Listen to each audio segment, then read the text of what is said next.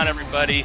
We're back after the bye week. Zack, Rosenblatt here with Mike Kaye for the latest episode of the No-Huddle Show. It's Tuesday. I hope you voted. But I just wanted to apologize for we weren't able to get you guys a podcast last week at all. We were both on very different parts of Earth, I guess you could say. I was still in Europe for a couple extra days. Had a little time to myself to enjoy the bye week a little bit. You were in Florida finishing your move to Philly. You had a baby shower. Like we had a lot of stuff going on, and obviously we weren't able to have a podcast about the trade. Trust me, we tried. We kept on trying to figure out logistics and making it work. It just didn't work out. We'll talk about that trade a little bit more about what it means for the roster, but I think we needed a little time off. I think everybody did. The players, I think you can kind of tell that they're happy they had that week off, and now they're all back in the swing for the second half. Yeah, it didn't feel like much of a week off for us, but that happens. Never is on the Eagles beat, though. Yeah, it never is. This team was not content, obviously, with their wide receiver group or their secondary. They've made a handful of moves since the bye week, and I think that speaks to the confidence they have that they can win this division. And it's been interesting to watch because you see the rumors of the guys they didn't get.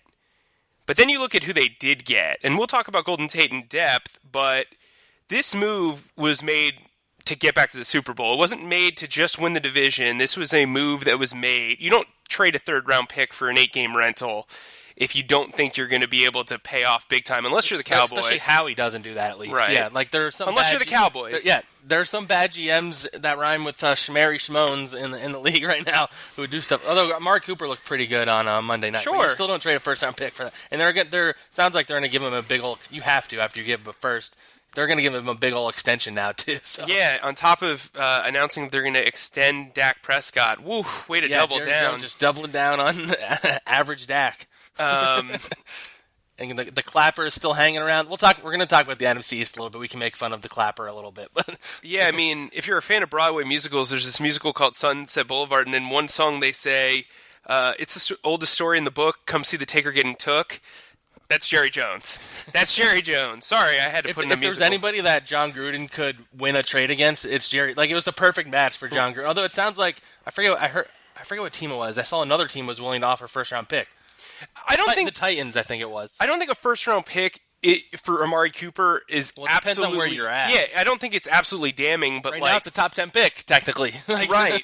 If you were the Titans in a weak division, I get it. I mean, the NFC East is a weak division, but there are two teams in front of you. The Titans really just have to beat the Texans. And the Texans, on top of that, traded for Demaryius Thomas. Yeah. So it was a wide receiver. Would they give up a fourth-round pick? I think they gave up two late-round picks, right? Yeah. So I think when you look at this trade deadline, the Eagles might have actually forced the Redskins to make a deal by trading for Golden Tate. The Redskins last minute made a deal for Hot Clinton Dix, who is a guy who probably will line up against Golden Tate at times when the Redskins and Eagles go up against each other. They're the two top teams in the division. The division overall made 3 trades. I mean, well, technically 4 if you count the Snacks Harrison trade to the Lions. I mean, this is a moving and shaking division, and I think it's going to be interesting to watch how everything goes, even including the Giants moving forward. Yeah. I don't think we need to dwell on the actual trade. I think we kind of – I mean, you touched on it as much as we need to. Everybody's already talked about that trade ad nauseum so far. But I think we should talk about how Golden Tate's going to fit into this offense, how it impacts the rest of the guys. One thing I thought was interesting – and it was a very good point. Dan Orlovsky, former Lions quarterback. He's a really good analyst, actually. Mm-hmm. I don't know why I said actually. I mean, probably because you. I actually reached out to him because I wanted to talk to him about it. He never got back to me. So he made a comment because during the line, Matt Stafford got sacked 10 times, I think, and he pointed out that when if Golden Tate was there, half of those would have been completions because he's an outlet guy. Safety valve. And as we've seen this season, Carson Wentz has been running for his life quite a bit this season. He has Zach Ertz. He has guys like Alshon and Nelson, but I don't know if he has a receiver. You can have as much confidence he's going to go and get the ball for Carson if he has to throw it up or if he has to, throw it in an uncomfortable situation. I think that's probably beyond all the little things that Golden Tate does, which includes pass blocking and he gets yards after the catch, maybe better than anybody. I think that's something that you're going to see the biggest impact right away, probably. Yeah, I mean, throughout the first 8 games, Nelson Aguilar was that outlet guy. but he couldn't make anything happen once you got him the ball. So he'd pick up 3 yards here, 2 yards here, 5 yards there. Golden Tate's much harder to tackle. I mean, Nelson Aguilar has moves like Jagger in the open field. Yeah, I said that. Sorry, I'm about to become a dad. I'm gonna leave now. Yeah, you can finish this. I've got to get in the dad jokes, but like Golden Tate is a guy who can catch an underneath route for 4 yards and then take it for 20. He's a guy that feels like he can score every time the ball's in his hands. I spoke to Anquan Bolden about him in South Florida last week. Played with him for a couple years, right? For a year in 2016, but towards the end of his career, and he just said Golden's the type of guy that can transform this Eagles defense because it's something that they didn't have. He's a guy that can get yards after the catch. You look at Alshon Jeffrey; he had a couple of yak gains since coming back from shoulder surgery. Zach Ertz is not a yak guy. No, he gets the yards that he's given, right? Which is fine. But you know what? I would take that. He's probably, I mean, he gets 10, 12 catches a game. So. Right. You know what's funny is like his worst game of the season was against the Jaguars, and but he had a touchdown still. Yeah. Right. He had a touchdown. In his earlier years, he was like just not getting touchdowns. So right, and I think that was the thing, right? So the first 4 games he didn't have any touchdowns, and now he's starting to kind of be that red zone threat, which in turn is going to be heightened because Golden Tate is going to be one of those guys that safeties are like, you know what? If he catches this and he breaks that first tackle, he could be gone. Safeties need to pay extra attention to where Golden Tate is at all times. That might help the run game a little bit. It also might help the long and passing game because Nelson's now going to be freed up where you can't key in on him. Same with Jordan Matthews. You can't key in on these guys anymore because you can move Golden Tate in the slot. You can move him outside. You can do the same with Nelson Aguilar. Apparently, you can do the same thing with Jordan Matthews. Who knew? He had a good game against the Jaguars. Yeah, he told us after the game in London that he always thought it was pretty dumb that he was typecasted as a slot guy because at Vanderbilt, he literally lined up everywhere. So he's out to prove that, too. I think it's very awkward and weird that they kept 6 wide receivers when they're only really going to play. I mean, when you look at the options now. I mean, Carter's not going to play, yeah. Well, he's a punt returner. I'm saying he's not going to play on offense. Right, he's not going to play on offense, but Sheldon Gibson's not playing on offense. He's barely ever played on offense. You're now going to probably sacrifice Jordan Matthews' snaps on offense for Golden Tate. And as it is, you want to make sure that Dallas Goedert gets as much playing time as possible, so you're running a lot of 12 personnel. If you're running a lot of 12 personnel, you're not having a lot of wide receiver options out there, and Jeffrey's got to play almost every snap, Tate's got to play almost every snap, and Nelson's got to play almost every snap.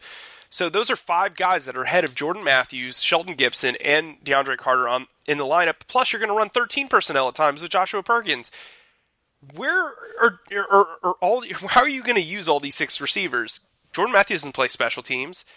Sheldon Gibson's been a good gunner on special teams, but you can find another gunner. I will say Dave Fitt made it sound like they might use Golden Tate a little bit as a punt returner. I think that's a great idea. And with the way they keep saying that when Darren Sproles comes back, which, as we've said, I'll be convinced when he actually does, they said he'll have the punt return job. So it sounds like DeAndre Carter's going to be the odd man out at some point. Yeah, and I spoke to him yesterday. He wasn't really he said all the right things, but I think he kind of has go back to the practice squad. Right. I mean, they've been fumbling around this practice squad so many times. I've created 45 articles out of this thing. But speaking of the practice squad, we can get back to the offense and the overall stuff in a second. I want to talk about the other moves that they made. So they brought in Cre'Von LeBlanc. Great name. Yes, former FAU UDFA. I got to cover his pro day in 2016. He is Jim Schwartz's type of nickel corner. If you don't like Jalen Mills outside, this is what Jalen Mills would probably be as the nickel corner. He's a shorter guy, scrappy, likes to tackle. He will make plays. He had actually a pretty good game for the Chicago Bears against the Eagles last year in Week 12. He forced that fumble where Jay Ajayi had a fumble, and then Nelson Aguilar recovered it in the end zone for a touchdown. That was Cre'Von LeBlanc. He also had 2 really nice pass breakups in that game, so the Eagles clearly like what they saw. He's a massive upgrade over Dexter McDougal, who they put on waivers after they claimed him. He might have to start this week at nickel. Right, and I think that makes sense. I mean, he started 10 games for the Bears over the last 2 years.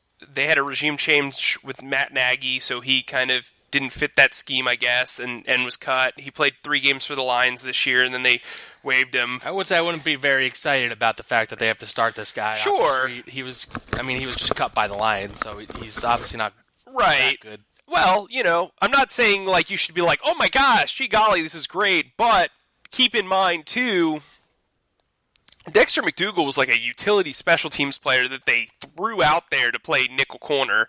Crevon LeBlanc has played nickel corner in the league consistently for the last 2 years. I'm not saying this guy is going to be all-world, but he's a guy that can at least be replacement level. I also think he fits the way Jim Schwartz likes dudes to be. Smaller, but physical.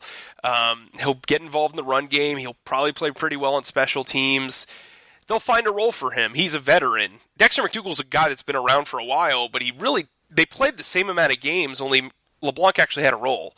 Yeah. So I'm a little less optimistic. But I will say, it sounds like if he gets a pick this weekend, you owe me dinner. I'm not buying you dinner for that. What do you mean? You just Team LeBlanc. He's not going to get a pick anyway. But what if Matt LeBlanc shows up and gets a pick? If Matt LeBlanc shows up, that'd be pretty cool. Okay, cool. Yeah.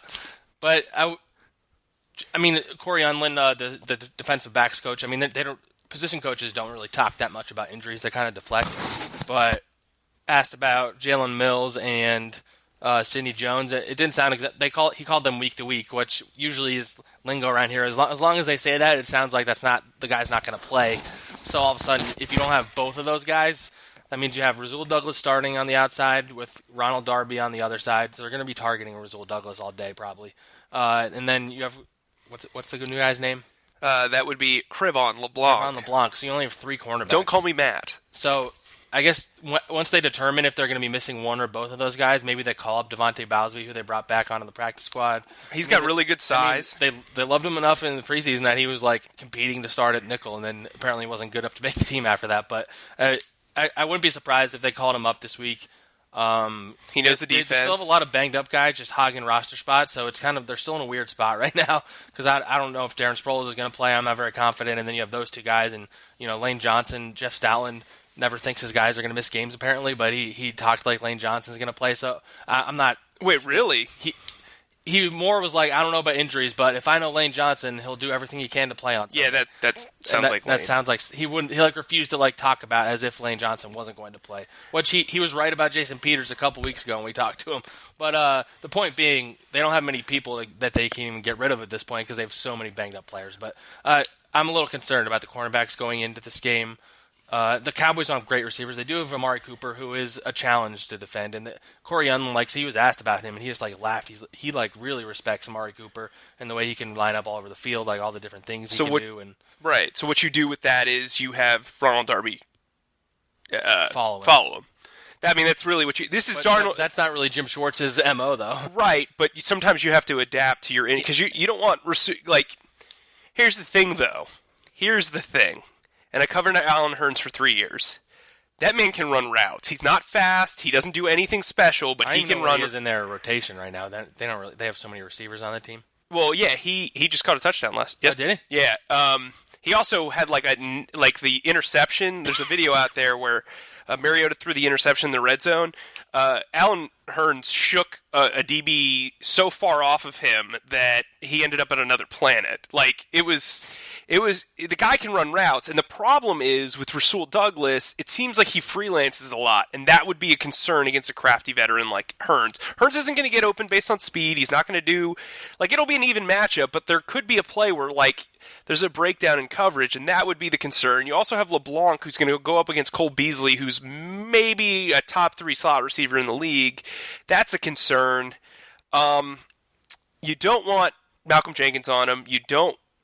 You might actually maybe you want Avonte Maddox on him. Maybe that's actually the way to utilize. If the way these things have been going with this team, so what happens if Douglas and or Darby gets hurt? So then you all of a sudden probably have to move Avonte Maddox back to corner, and then I'd actually probably move him outside at that point. But I'm saying back to corner, and then what are you playing? Trey Sullivan? They clearly don't want to play DeAndre Hall ever. So it's Shannon Sullivan. He's on the active roster too. I didn't even think of that. Yeah, he's a guy that I didn't get to watch in the preseason all that much or training camp. What did you think of him? He made a few plays. I mean, he played with the third, fourth, fifth string guys, but he was making plays in training camp. He's pretty athletic. I think they think he can play a little bit of safety and corner, which I think that's exclusively what Jim Schwartz looks for at this point. But yeah, I mean, he's been on the roster now for over a week. This will be like his third week if you count the bye week. So I think he probably sees the field quite a bit this week, honestly. Maybe even over the guy they just signed. Well, and you brought up Bowsby. Sorry. You brought up Bowsby. Busby. That'd be better. He's a guy that's been here. He was on the practice squad all last year. He's kind of a Trey Sullivan-esque player where he knows the playbook. You're not going to worry about him making mental mistakes. It's just, can he play? And I think, he's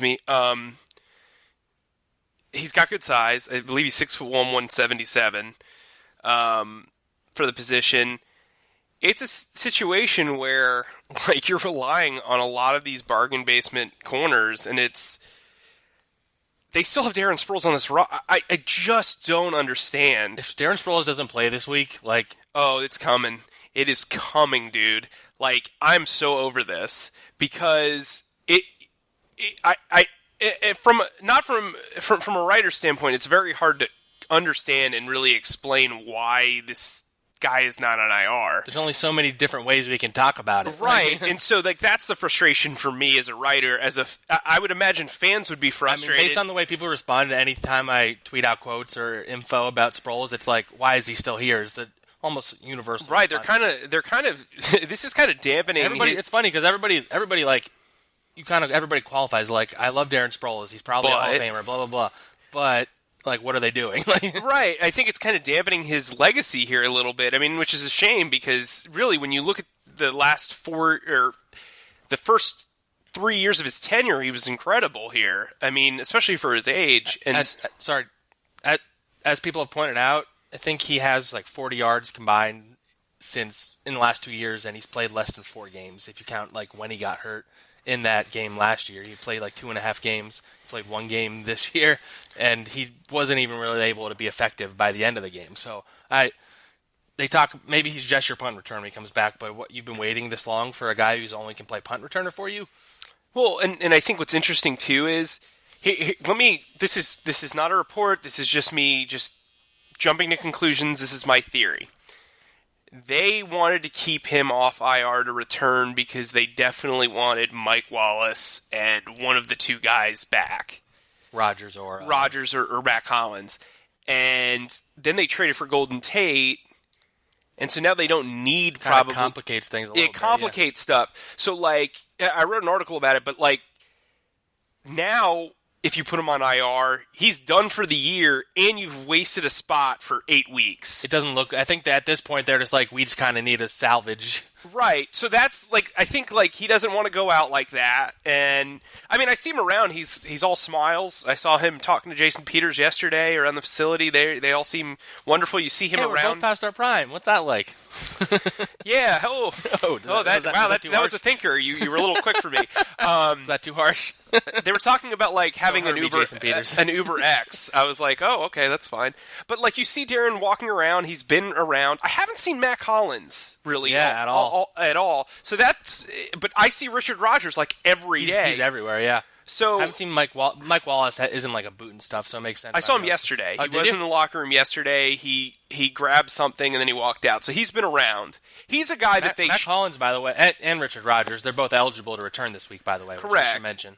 Of the group, here, let's make our guesses. So Mike Wallace, I think we both agree, is the guy. I think Richard Rodgers is the other dude. Yeah. If they do bring somebody back. Now that said, I don't think Joshua Perkins would be cut. I don't think that it's necessary to cut him. I don't know if they need him anymore though. They seem to really like him. I mean, yeah, but I think I think he has practice squad eligibility. Does he? I'm not positive.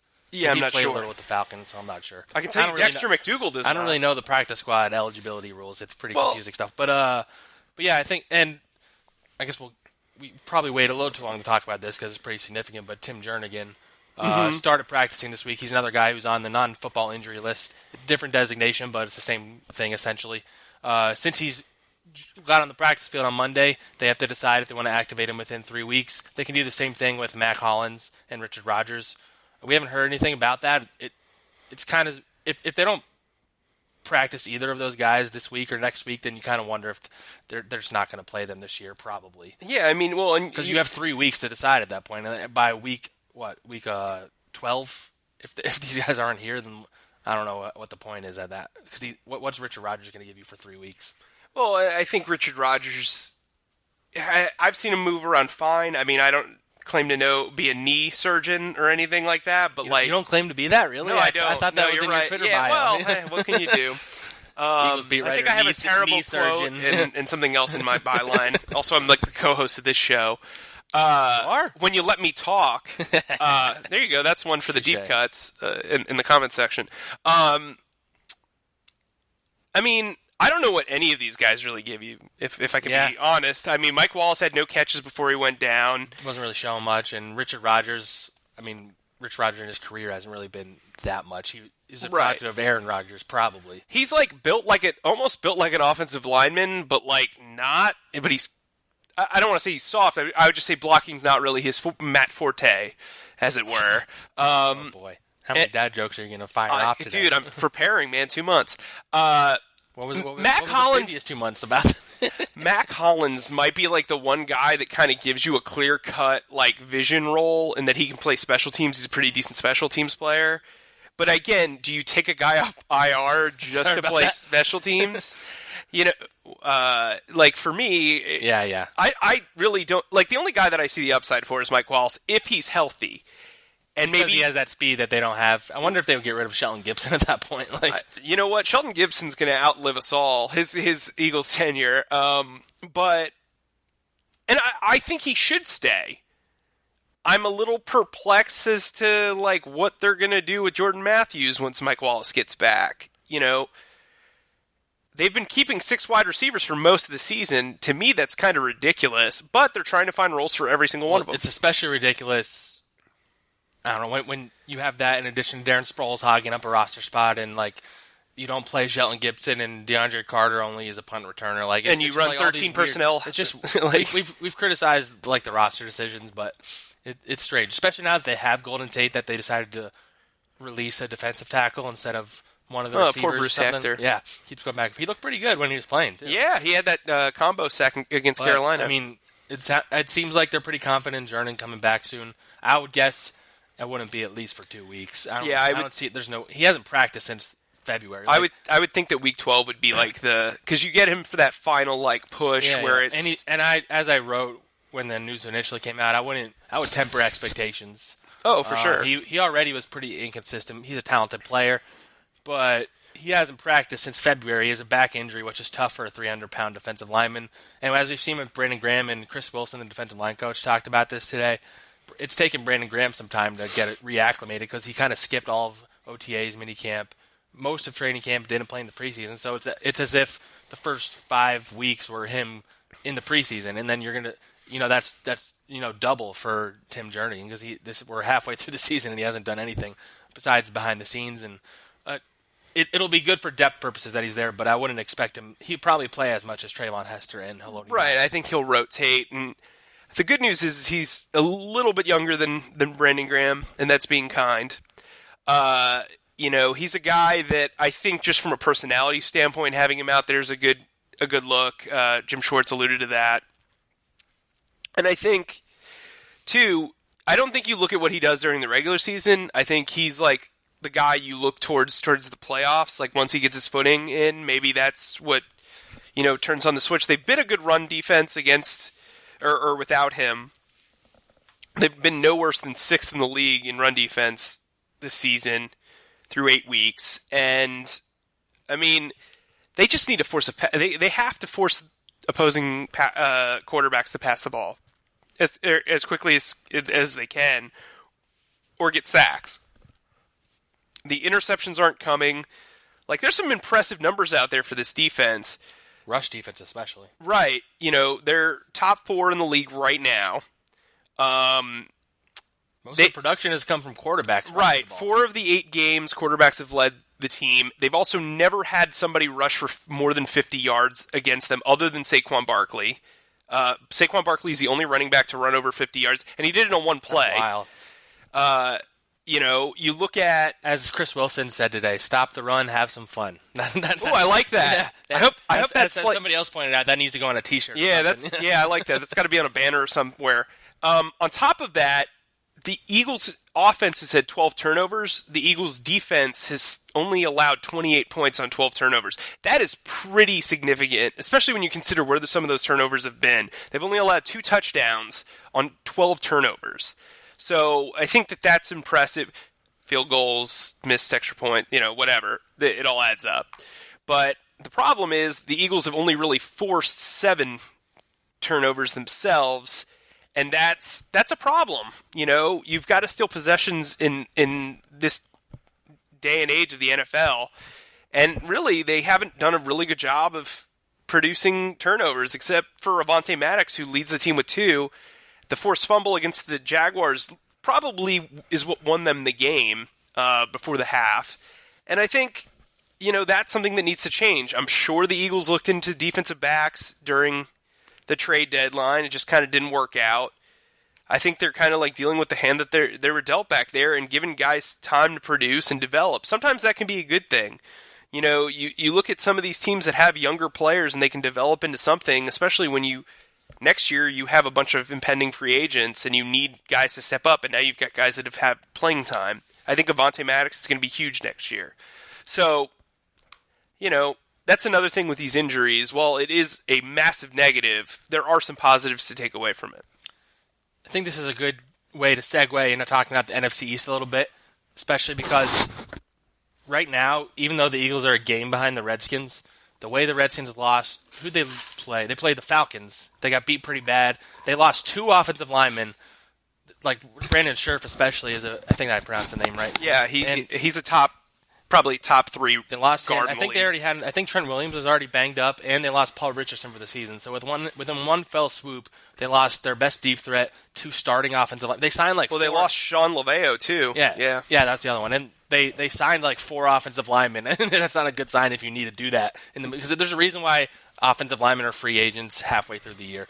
I love Luke Bowenko as a person, but he ain't helping you out very much. And it's funny because before that game, I looked at the remaining schedule for the Redskins, the Eagles, and the Cowboys. I think it's safe to say the Cowboys just aren't as good. I mean, they're still technically right there, but they're just not as good. But the Redskins have a much easier schedule on paper than the Eagles do the rest of the way. The Eagles have 5 of their 6 division games, which you can look at as a positive or as a that's tough because it's just hard to win the NFC East. So Redskins twice, 2 of those. They already got one of their Giants games out of the way. Saints on the road, Rams on the road, Texans at home. So Texans look really good. Texans have won 5 or 6 games in a row. So that schedule is tough, but the Redskins kind of have a feel of a team that might start reeling a little bit. I mean, you're relying on them to struggle, but I think we kind of half jokingly said that an 8-8 team might win this division, and I kind of feel that way more than ever now. And I think the Eagles have to feel pretty good. I mean, they're hurt, but they're not as hurt as the Redskins, weirdly, which, I mean, you could argue right now in terms of where the injuries are located. And, the Eagles are going to start getting some guys back. I think that bye week is going to be huge for a few of those guys. That's the thing with the Redskins. They had the early bye week. Week 4 bye week has got to be the worst possible timing. Right, and honestly, you typically want to have your bye week 9, week 10. Obviously, it's pretty rare because only 4 teams on bye weeks at a time. But, yeah, I think that worked out. I think it worked out for the Jaguars last year when they had the later bye. It kind of helped them. Having it at the midway point is the most ideal, I think. Right, and I think you've got a quarterback who's really hot. You might have found a running back in Josh Adams. Carson Wentz so hot right now. Yeah, so hot right now. I mean, you've got Josh Adams, whose swagger's probably not on 100 million, but it's probably at least 75. I'm a big Josh Adams fan. I am too. I I hope he gets more time. I still think they'll go Wendell Smallwood 1, but I think they should bring him up to number 2. I would start Corey Clement at some point, just to kind of see if maybe he's a guy that has to come. I wonder what's going on with him. He just hasn't looked that good. Well, recently. I mean, the offensive line hasn't really blocked that well, but yeah, I agree. Didn't seem to matter for the other 2 guys though. Yeah, well, Wendell hasn't played as well as his numbers indicate. But what I will say, sorry, Martin Frank. Josh Adams to me is the most physically imposing player of the 3. That one, he had some runs against the Jaguars that were extremely impressive. Especially for an upright runner like him. And Mike Rowe was kind of pretty heavy with the praise on Monday. I think the most interesting thing was that he praised him for his pass protection.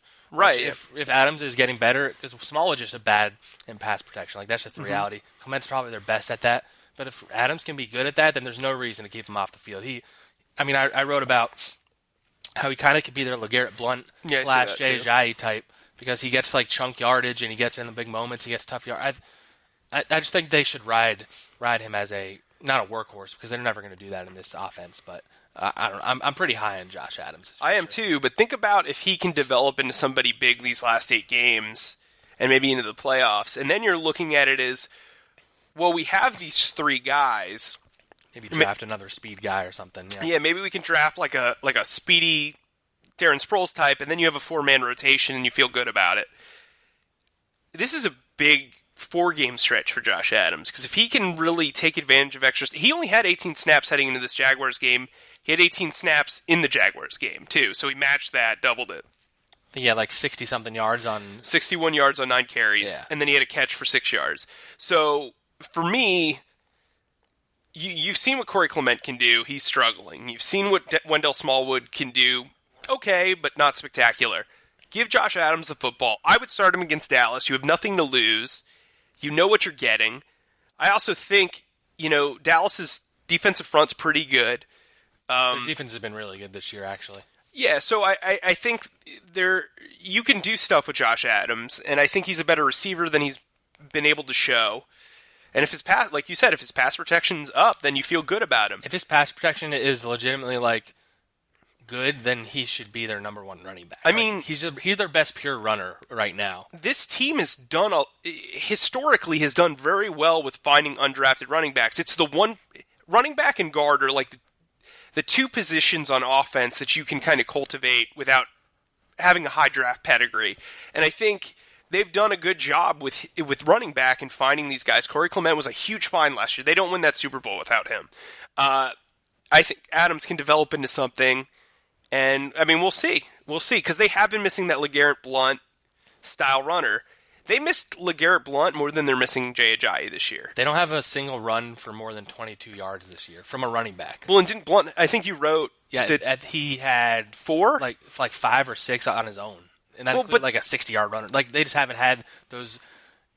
They've had some big passing plays, but not as many as you want. I think that you watch the Saints or the Rams, and they just have guys that just they can get the ball and go 60 yards down the field, or they'll I think that's the thing I don't think they're on that level, but the Eagles don't need to be on them. They just need to get to the playoffs, and then you can worry about beating them on the road.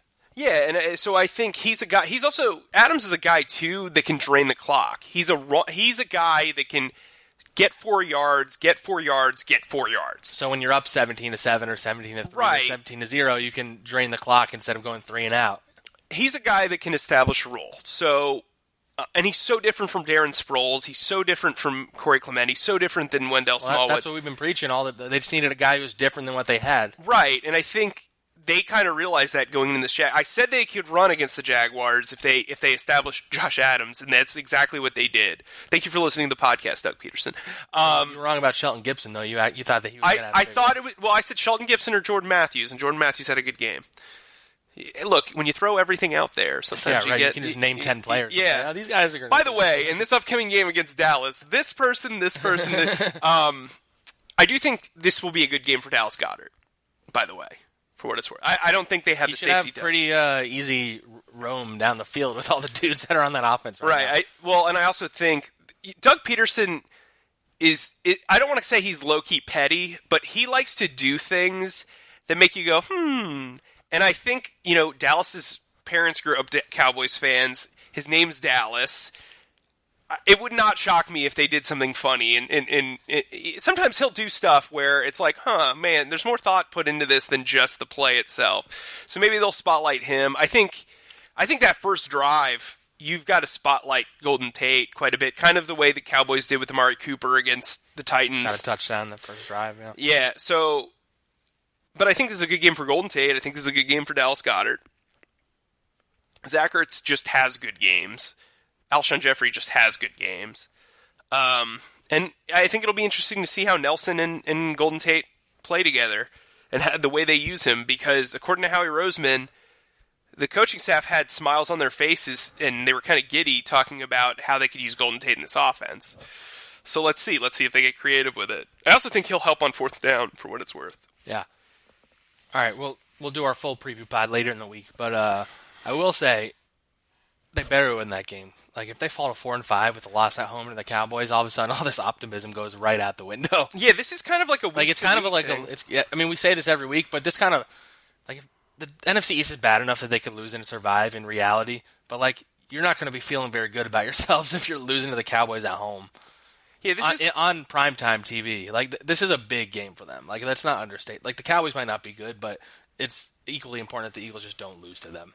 Well, I think when we talked about it earlier, that run-stopping prowess that they have is going to be really effective in this, because they're going to make Dak one-dimensional. Dak's going to have to beat them. If he looks like the Dak from his rookie year or whatever, then it'll be interesting, but he hasn't looked very good this year, so I'm pretty confident the Eagles win, and I think they might even win by a decent amount. Yeah, I think it's going to be a rout. But, I mean, there's still a part of me in the back of my head where the Eagles haven't shown really a capability of blowing up teams this year yet. Outside of the Giants, who don't really count as a team. The Giants team in quotes. But NJ.com. But yeah, I just think I don't know. All the concern that we had before going into the Jaguars game would return tenfold, especially after a Golden Tate trade if they pull a blunder. I mean, the Cowboys tend to come to play against the Eagles. Like these NFC East games usually aren't blowouts. I know the Giants game was. They're pretty bad though, so. I do think they're going to have a severe home field advantage here. Like I think this. I'm a little worried about Eagles' secondary and the injuries and all that stuff, but it's not like the Cowboys have a bunch of receivers outside of. They really have Amari Cooper and like Cole Beasley, and they don't have any tight ends really. They don't.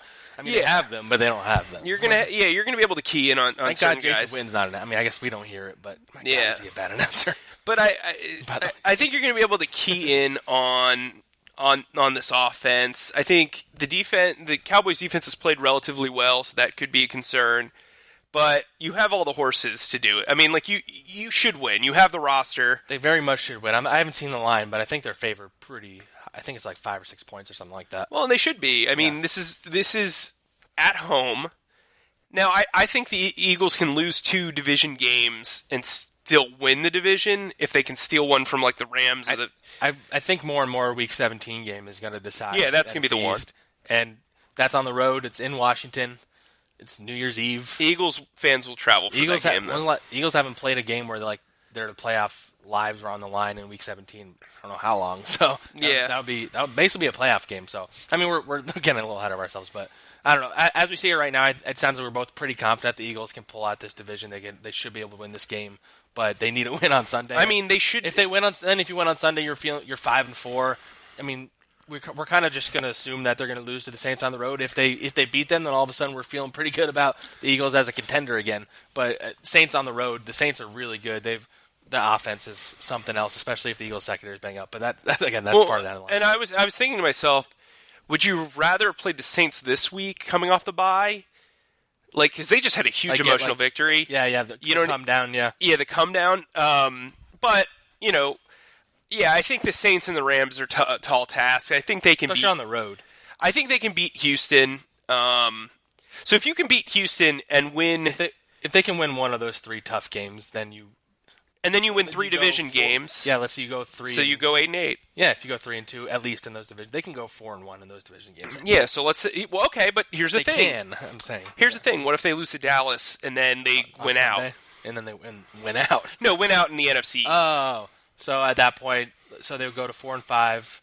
So they would have 8 wins still, right? Right, and then you beat the Texans. And then if you beat the Texans, then you have. So I think 9-7. I think, like I said, they can beat the Cowboys, but I don't think you feel very good about this team if they lose to them. I think at the halfway point, after the bye week, 9 is the lucky number. Is your number.